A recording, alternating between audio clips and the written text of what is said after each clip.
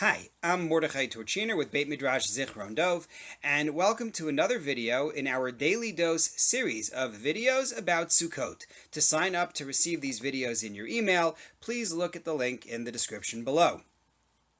Bishop Methodios Eubulios of 3rd and 4th century Common Era Olympus mocked Jews for their emphasis upon the four species, the lulav, etrog, hadas, arava, and specifically and especially the etrog. He argued that, number one, our identification of the species may be wrong, but more to the point, he said that when the Torah tells us in Leviticus chapter 23 that we're supposed to take these species on the first day, it's actually talking about the ultimate day of judgment. And it's not talking about four literal species, it's talking about our good deeds. And it's saying approach the judgment day with your good deeds. A fine creative read, not the one we're going to follow. We actually consider this to be an annual mitzvah that we perform.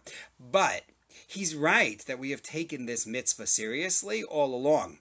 So much so that in Bar Kochba's revolt, they particularly valued and emphasized the four species. Let's go back in time to the 1st century Common Era. The Romans destroy the Second Temple in the year 68, the year 70, and Jews continue to rebel in Israel and elsewhere in the ensuing decades. Well, Shimon Bar Kochba starts his revolt in the year 131 of the Common Era, runs until Tisha B'Av of the year 135 in the Common Era, when his last and greatest fortress of Beitar is destroyed. The battle between Bar Kochba's forces and the Romans was fierce. As reported by Roman sources, the Romans had to bring in legions from all over, possibly even the navy stationed in Syria.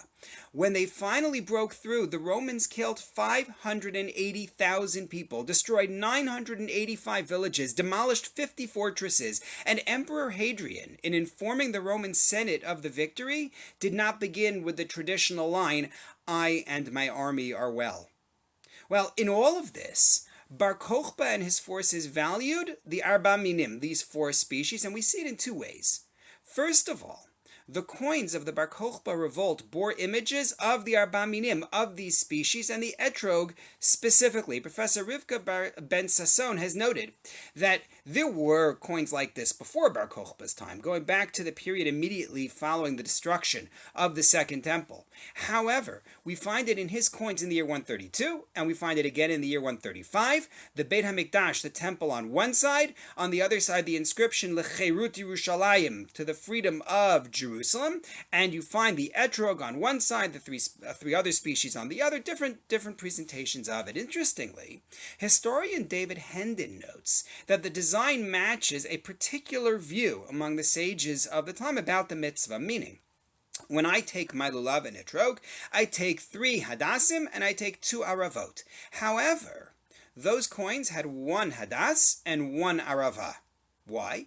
Hendon points out, Rabbi Akiva was of the view that you only need 1 hadas and 1 arava, and Rabbi Akiva was a principal supporter of Bar Kochba, so his coins reflect Rabbi Akiva's view. That's number one, the currency.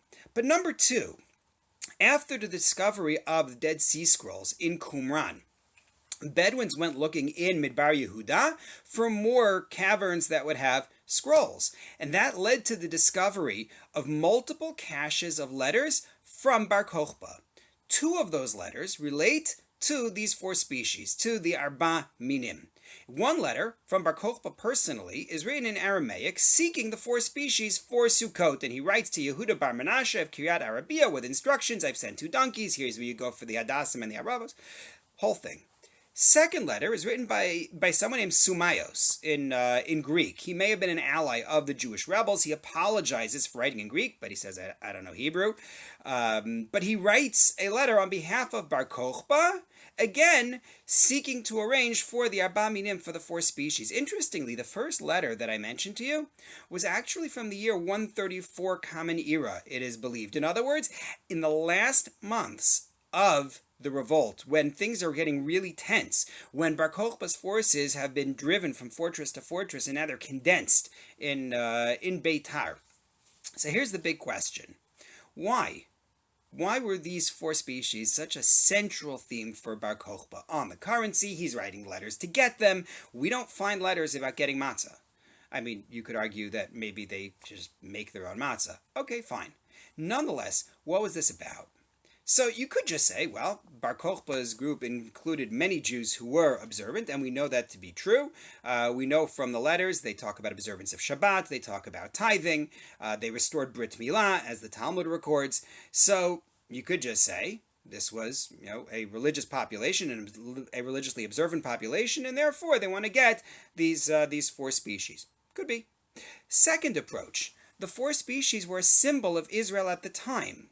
Professor Ben Sasson notes that the Romans minted coins marked Judea Capta, that they had conquered us, and they put a symbol of Judea. They put the palm tree as a symbol of Judea.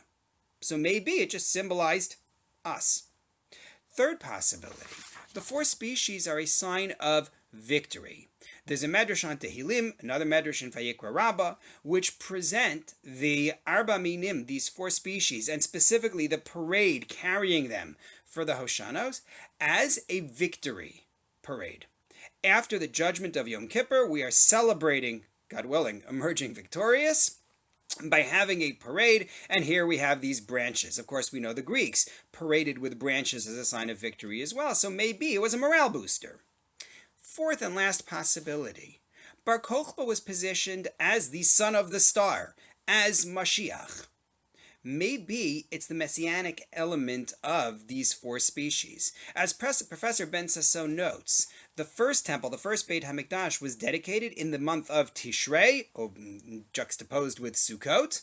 And in fact, if you look in the third chapter in Ezra, you find dedication for the altar in the second temple, the second Beit HaMikdash, as well associated with Sukkot. Further, in the last chapter in Zechariah, we learn about the nations coming to celebrate Sukkot in a messianic time.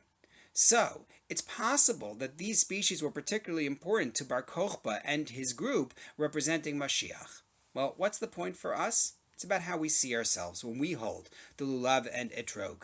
This can inspire us.